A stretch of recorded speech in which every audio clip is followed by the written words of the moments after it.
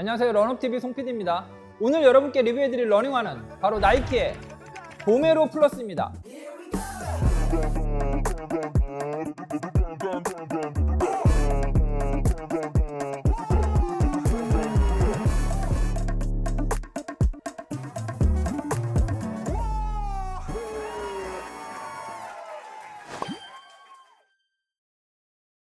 오늘 여러분께 리뷰해드리는 이 나이키의 보메로 플러스는 제품 출시 이틀 전에 아주 긴급하게 레이스먼트로부터 제가 제품을 제공받았어요. 그래서 출시와 동시에 이렇게 리뷰 영상을 올릴 수 있게 됐으니까 영상 보시면서 이 점도 꼭 참고해 주시기 바랍니다. 나이키가 지난 2024년 11월에 나이키의 로드러닝 푸드웨어 라인업을 정리를 하면서 크게 3개의 사일로로 정리를 했습니다. 그 첫 번째 사일로가 보메로라는 제품명으로 대표되는 맥시멈 쿠셔닝 사일로입니다. 그래서 이 맥시멈 쿠셔닝 사일로의 아이콘 모델로 제가 리뷰해드렸던 보메로 18이 있고요. 그리고 오늘 여러분께 리뷰해드릴 보메로 플러스가 바로 이 보메로 18 위에 새롭게 진입을 하는 새로운 모델로 이제 발표를 하게 된 겁니다. 그리고 곧 이어서 이제 보메로 프리미엄까지 발표를 하게 되겠죠. 맥시멈 쿠셔닝 라인업이 나이키에 있어서는 가장 중요한 사일로예요. 왜냐하면 가장 많은 러너들이 포진해 있는 카테고리가 바로 이 맥시멈 쿠셔닝 카테고리거든요. 제가 리뷰 올려드렸던 보메로 18 리뷰 영상 있잖아요. 이 보메로 18의 조회수가 일반적으로 제가 올려드리는 다른 러닝화의 리뷰 수보다 2배, 3배 이상 많다고 보시면 돼요. 그만큼 많은 이들이 관심을 가져하는 입문용 쿠셔너가 지금 보메로 18이다 이렇게 생각을 하시면 좋을 것 같아요. 그리고 새롭게 재편한 나이키의 로드러닝 푸드웨어 라인업에 있어서의 두 번째 사일로는 바로 리스판시브 쿠셔닝입니다. 그래서 리스판시브 쿠셔닝은 바로 페가수스라는 모델로 대표되는 라인업이라고 보시면 돼요. 그래서 가장 기본적인 아이콘 모델로는 이제 페가수스 41이 있고요. 그리고 바로 그 위에는 페가수스 플러스, 그리고 가장 프리미엄한 상위 모델로 페가수스 프리미엄이 이미 출시를 했습니다. 그리고 마지막 세 번째 사일로는 바로 스트럭처라는 모델명으로 대표되는 서포티브 쿠셔닝입니다. 그러니까 안정화 계열이라고 보시면 되겠죠. 그래서 조금 더 러너들을 안정적으로 지지해 줄 수 있는 러닝화 라인업을 지금 나이키가 구상 중이다 이렇게 생각을 하시면 되고요. 이렇게 나이키는 로드 러닝 푸드웨어 라인업을 크게 3개의 사일로로 정리를 했다.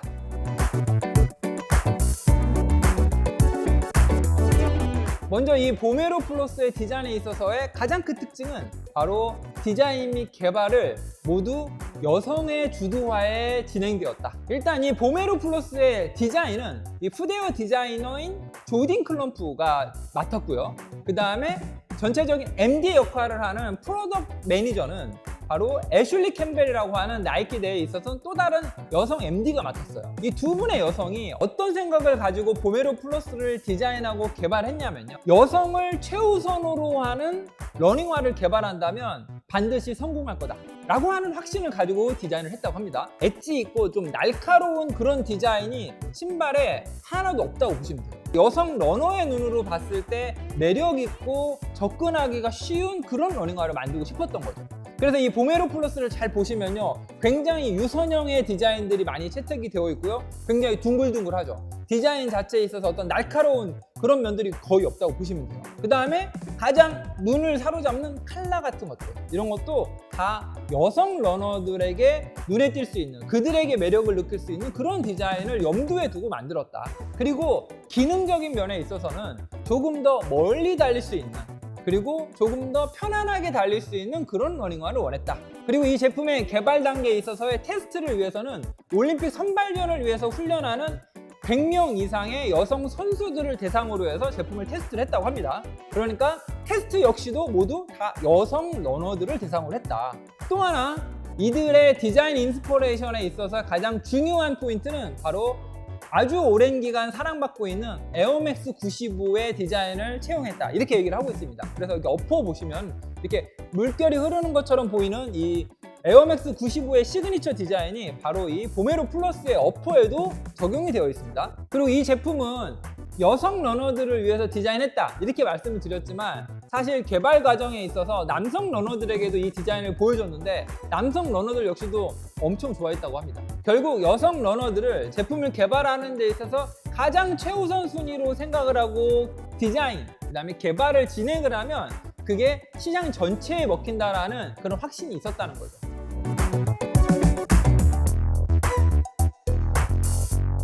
네, 이 제품이 바로 이제 보메로 18입니다. 이 보메로 18의 미드솔에 사용된 소재는 이 지면과 닿는 아래쪽에는 조금 더 단단하고 내구성이 있는 리액트 엑스폼이 깔리고, 바로 그 윗부분 상단부에는 주맥스 미드솔이 사용되어져서 조금 더 가볍고 반응성이 있는 그런 느낌을 부여해준다. 그런데 오늘 리뷰해드리는 이 보메로 플러스는 주맥스 폼이 전장에 사용되어져 있다. 이게 가장 그 특징입니다. 그런데 빌리브 인 더 런이라고 하는 해외 리뷰어의 리뷰를 제가 보다 보니까 이 보메로 플러스를 출시하는 파리에 가가지고 제품을 설명을 들었대요. 프로덕트 팀에서 뭐라고 얘기를 했냐면, 레이싱화 계열, 그러니까 알파 플라이 3나 베이퍼 플라이에 사용된 그 주맥스와는 다른 폼을 사용을 했다. 그래서 프로덕트 팀의 얘기로는 페바 계열의 미드솔 폼이 아니라 이번에 이 보메로 플러스에 사용된 주맥스 폼은 TPE 기반의 미드솔 폼을 사용을 했다, 이렇게 얘기를 했다고 합니다. 그래서 이 부분은 제가 나이키 공홈에서 확인한 게 아니니까 여러분께 뭐 확실하게 말씀드릴 수는 없지만, 저가속성 탄성체라고 하는 이 특별한 소재를 가지고 이번에 주맥스의 미드솔 폼을 만들었구나, 이렇게 생각을 하시면 좀 이해가 더 쉬우실 거예요. 그리고 미드솔의 높이는요, 가장 높은 리어프 쪽이 45mm, 그리고 포어프 쪽은 35mm, 그래서 오프셋은 10mm입니다. 제가 지난번에 리뷰해드렸던 이 보메로 18의 미드솔의 높이는 리어프 쪽이 46mm, 그리고 포어프 쪽이 36mm, 그래서 오프셋은 10mm라고 제가 말씀드렸는데, 이렇게 보메로 18과 보메로 플러스를 이렇게 딱 비교해 보잖아요. 보메로 플러스의 미드솔이 보메로 18보다 더 높아 보입니다. 그런데 브랜드에서 발표한 미드솔 높이로는 오히려 보메로 18이 1mm가 더 높아요. 겉으로만 이렇게 올라와 있는 것처럼 보이지 이 미드솔의 끝이 여기가 아닌 거예요. 안쪽으로 보면 발이 이 미드솔보다 더 낮은 곳으로 포근하게 이렇게 들어갈 수 있도록 안이 이렇게 움푹 파져 있는 겁니다, 여러분. 호카에서는 이런 구조를 본인들의 아주 독특한 테크놀로지라고 소개를 하면서 액티브 풋프레임이라고 합니다. 그러니까 제품을 만들 때 사이드 월을 조금 더 높이는 거예요. 그런데 이번에 나이키의 보메로 플러스의 구조가 굉장히 유사한 구조로 되어 있다, 이렇게 생각을 하시면 됩니다. 그래서 약간의 벽의 역할을 해서 벽 안쪽에 발이 놓이게 되는 거죠.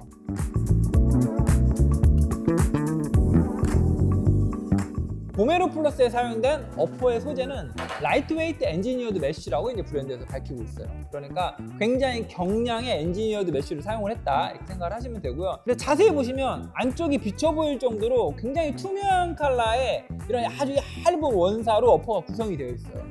그런데 발등 쪽 보시면 나이키의 스우시 보이시죠? 투명하게 되어 있는 원단 아래쪽에다가 프린트된 스우시를 보임으로 해서 언뜻 비치게끔 하는 이런 디자인. 여기서부터 이제 제 뇌피셜인데, 이 신발의 안쪽을 보면요, 어퍼의 소재로 사용된 엔지니어드 메쉬 한 겹으로 되어 있지가 않아요. 한 겹으로만 딱 되어 있었으면은 딱 봤을 때 안이 다 비쳐 보였을 거예요. 이 어퍼의 원단이 이중으로 되어 있죠. 통기성에 있어서 문제가 될 수 있다. 그리고 다음으로는 락다운에 굉장히 큰 영향을 미치는 바로 발목의 카라 부분, 그리고 힐 카운터 부분 안쪽에 들어가 있는 패딩입니다. 이 딱 보시면 이 패딩의 양이 어떤가요? 그냥 딱 육안으로 보시기에도 패딩이 엄청 두툼하게 들어가 있다. 이 제품의 포지셔닝이 어디다? 바로 맥시멈 쿠셔닝에 있다. 그렇기 때문에 맥시멈 쿠셔닝 러닝화를 원하는 러너들의 니즈가 바로 편안함에 있어요. 딱 만져보면 패딩의 양이나 두께, 면적 이런 것들이 보메로 18과 거의 동일하게 들어가 있다, 이렇게 생각을 하시면 되고요. 제가 보메로 18의 이 락다운한 일체감 이런 것들이 굉장히 좋다고 말씀드렸잖아요. 이 보메로 플러스도 마찬가지로 이 발목의 락다운, 그리고 신발과 발의 일체감, 밀착감이 굉장히 우수하다. 그리고 어퍼에 있어서 마지막 부분은 바로 이 설포입니다. 설포. 딱 보시면 좌우측에 잡아주는 원단은 없습니다. 발등 쪽 한 곳에만 이렇게 봉제로 고정이 되어 있는 방식으로 사용을 하고 있다. 설포의 두께가 굉장히 두껍다. 이 안으로 굉장히 두툼한 패딩이 들어가 있다, 이렇게 생각을 하시면 됩니다. 지금 보시는 것처럼 좌측에 있는 보메로 플러스의 설포와 우측에 있는 보메로 18의 이 설포의 두께 한번 보세요.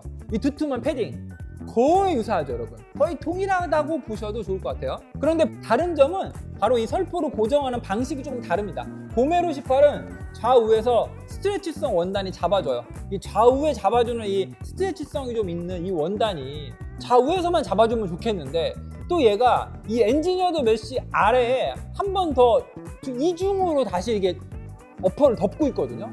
그래서 이 부분이 또 보메로 18을 신고 달렸을 때는 열감으로 느껴진다. 이 부분이 굉장히 보메로 18에서 아쉬웠습니다. 그런데 이번에 보메로 플러스가 업그레이드 돼서 제가 유심히 봤죠. 어퍼의 소재는 굉장히 가벼운 라이트웨이트 엔지니어드 메쉬를 잘 썼어요. 투명하고 안이 다 비쳐 보일 정도거든요. 그런데 이걸 또 아주 또 얇은 원단으로 다시 한번 또 덮었더라고요. 여기 너무 아쉽습니다. 이 부분이 달릴 때 열감으로 느껴질 확률이 굉장히 높아지거든요.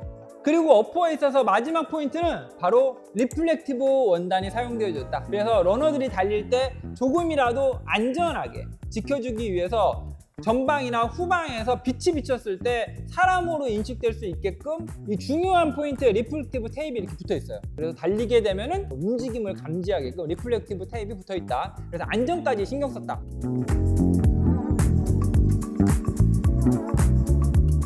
보메로 플러스의 아웃솔은요, 내마모성이 굉장히 우수한 이 나이키의 아웃솔 고무 러버 소재가 전체적인 베이스 면적을 다 커버하고 있다, 이렇게 보시면 돼요. 이 보메로 18의 아웃솔과 비교해봐도 확연히 차이가 나죠. 심지어 중량이 보메로 18보다 가벼움에도 불구하고 지금 보시는 것처럼 아웃솔의 전체 면적을 커버하고 있다. 그래서 접지력이 훌륭하다. 그리고 또 한 가지, 여성 선수들 그리고 거의 매일 달리기를 하는 일반 여성 러너들을 타겟으로 해서 그들의 피드백을 받아서 디자인하고 개발했다고 나이키에서 밝히고 있거든요.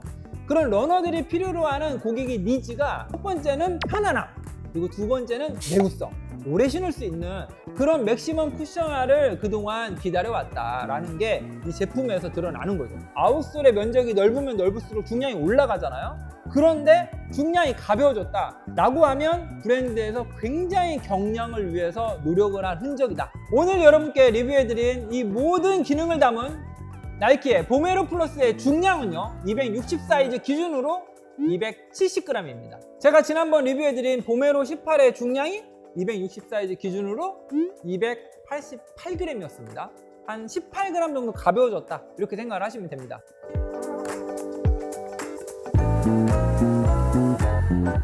저는 신발끈을 묶을 때 발등을 이렇게 높여요. 다 이렇게 높여가지고 그 상태에서 슈레이스를 묶어가지고 어느 정도의 여유감을 발등 쪽에 둔 상태로 매듭을 다 묶은 다음에 이제 발등을 내리거든요. 이렇게 올렸다 내렸다 했을 때 토박스 안에 공간감이 굉장히 여유가 있고 편해요.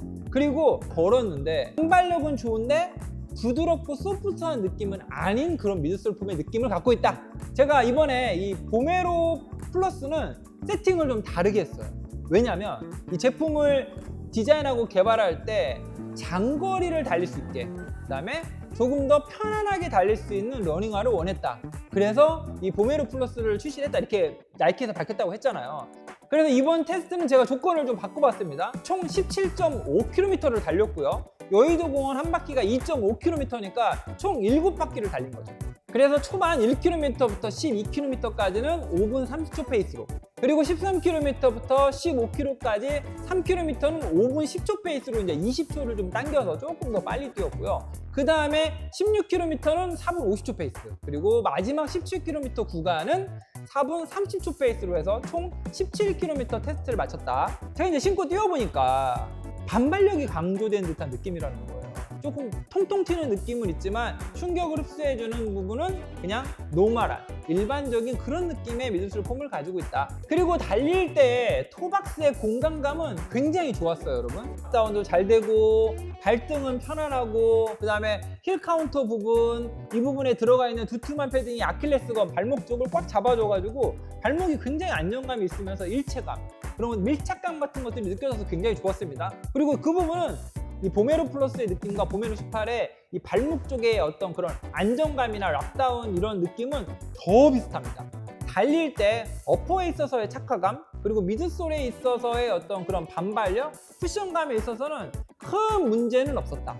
하지만 와 하는 놀라움도 없었다. 이렇게 이제 좀 정리를 할 수 있을 것 같습니다. 이렇게 총 17km의 주행질감 테스트를 마치고 스트레칭까지 딱 마치고 물도 한 병 다 마시고 이제 차로 다시 돌아가려고 한 걸음을 딱 내디뎠는데, 여러분, 이 부분이 딱 걷는데 와 너무 아픈 거예요. 그래서 테스트를 마친 다음에 차에 도착해가지고 바로 신발을 벗었거든요. 내측과 외측에 있는 미드솔을 조금 더 올려서 사이드 월로서의 기능을 하게끔 이렇게 이제 설계가 되어 있다, 이렇게 설명을 드렸잖아요. 가장 높은 이 리어프 쪽에 올라와 있는 이 사이드 월, 바로 이 부분이 제가 아픈 부위와 일치하더라고요. 뛸 때마다 안쪽으로 조금씩 눌렸나 봐요. 신발을 딱 풀자마자 마침 제 트렁크에 지난주에 리뷰했던 아식스의 젤림버스 27이 실려 있었거든요.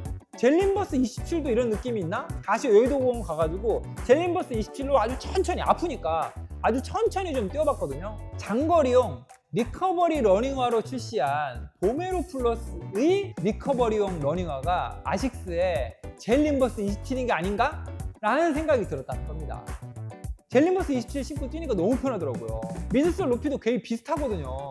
바닥면의 베이스 면적으로 볼 때는 굉장히 넓어진 게 맞은데 위에서 보니까 발 뒤꿈치 쪽 있죠. 발 뒤꿈치 쪽 발바닥이 놓이는 공간이 경쟁 모델들보다 조금 더 좁아요. 이게 결정적인 것 같아요. 그러니까 이게 좁으니까 어떤 문제가 생기냐면 우리가 달릴 때 회내를 하잖아요. 그 다음에 회내를 하면서 발 안쪽으로 해서 이렇게 해가지고 토우프를 하지 않습니까? 뒤꿈치 안쪽이 회내를 할 때 가장 압력이 많이 받는 부분이에요. 그러니까 딱 딛고 바로 먼저 회내가 시작되는 부분이고, 이 부분이 면적이 약간 좁다 보니까 제 족형상으로는 이 부분이 많이 아팠어요. 이게 보메로 18에는 이렇게 올라와 있지 않아요, 여러분. 그래서 보메로 18을 신고 뛰었을 때 이런 문제가 전혀 없었어요. 통증이랑은 전혀 없었거든요. 보메로 플러스만 이래요. 그리고 어제 새벽에 테스트를 했는데 지금 촬영하고 있는 하루가 지난 오늘도 누르면 아파요. 그래서 이 제품이 개발된 의도인 이 장거리를 편하게 뛰는 용도로는 저는 제 족형으로는 좀 어려울 것 같다. 그리고 발볼이 혹시라도 넓으신 러너분들 계시면 이 부분 꼭 유념하셔가지고 제품을 구매하셨으면 좋겠습니다. 네, 오늘 여러분께 리뷰해드린 나이키의 보메로 플러스의 정상 소비자가는 209,000원입니다. 지난번 리뷰해드린 맥시멈 쿠셔닝 사일로의 아이콘 모델인 보메로 18은 179,000원이었습니다. 그러니까 보메로 18과 보메로 플러스는 3만원 가격 차이가 난다. 이 부분 정확하게 아시고 이제 구매할 때 판단하시기 바랍니다.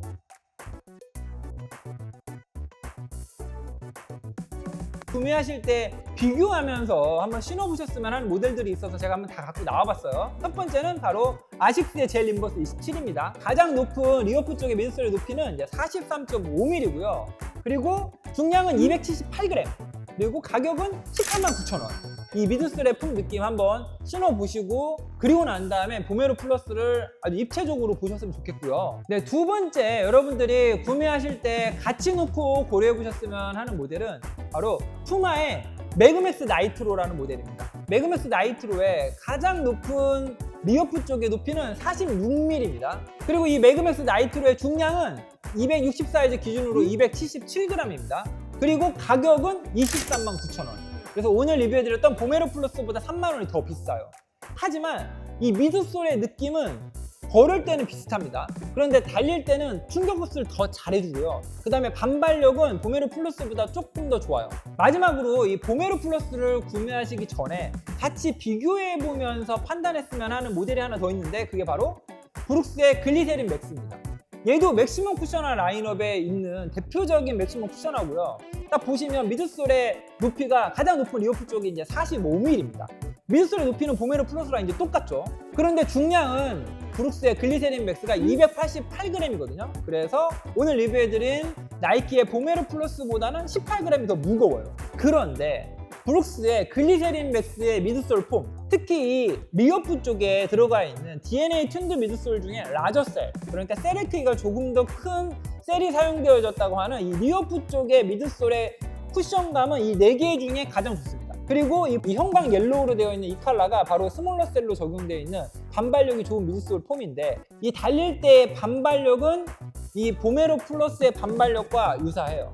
그런데 이 리어프 쪽뿐만이 아니라 미드풋과 포어풋 쪽에 이 전체적으로 미드솔이 충격을 흡수해주고 그 다음에 이렇게 튕겨내주는 반발력에 있어서의 이 보메로 플러스와의 격차가 가장 벌어지는 모델이 바로 이 브룩스의 글리세린 맥스다, 이렇게 생각을 하시면 됩니다. 이렇게 아식스의 젤림버스 27, 그리고 푸마의 매그맥스 나이트로, 그리고 브룩스의 글리세린 맥스라고 하는 다른 맥시멈 쿠셔너의 경쟁 모델들과 나이키는 경쟁을 하게 되는 거예요.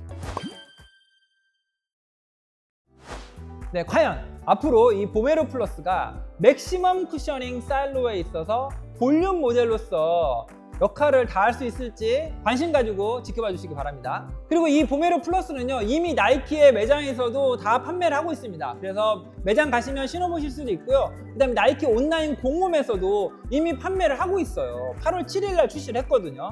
그리고 지금 들어가 보시면 이미 이쁜 컬러들은 중심 사이즈들이 벌써 솔드아웃 되고 있습니다. 이 점 아시고 구매를 하셨으면 좋겠습니다. 그리고 오늘 리뷰해드린 이 보메로 플러스는 컬러가 굉장히 다양하게 출시가 됐어요. 제가 디자인부터 먼저 말씀드렸잖아요. 엄청 이쁘다고.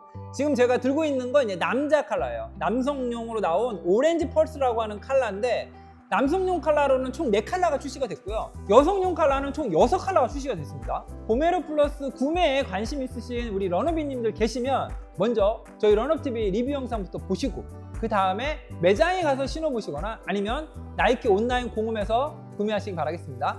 네, 그럼 저는 다음번 영상에서 아식스의 젤카야노 32 모델을 가지고 찾아뵙도록 하겠습니다. Run up your life!